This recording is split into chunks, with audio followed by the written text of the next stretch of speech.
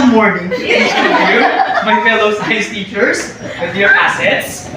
As we move towards the opening of classes, I know that we are still in the process of recovery, or we are in the recovery period.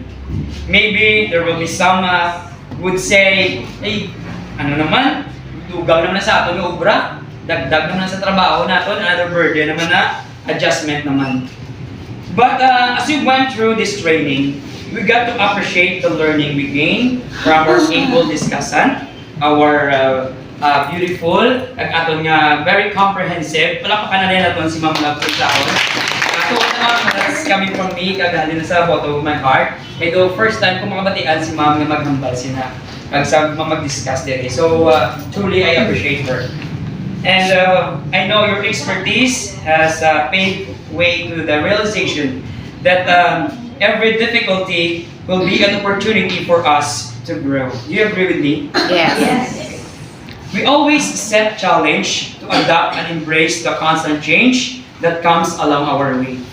The challenge to come out of our comfort zone, to help our teachers, to help our learners move.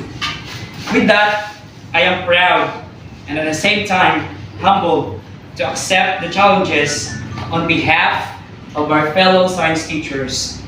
Together, we will build a strong network of educational opportunities to serve our clientele.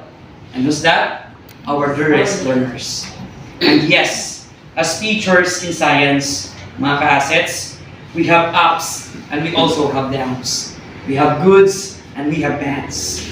But we'll get through them, all of it, and put the interest of our learners first.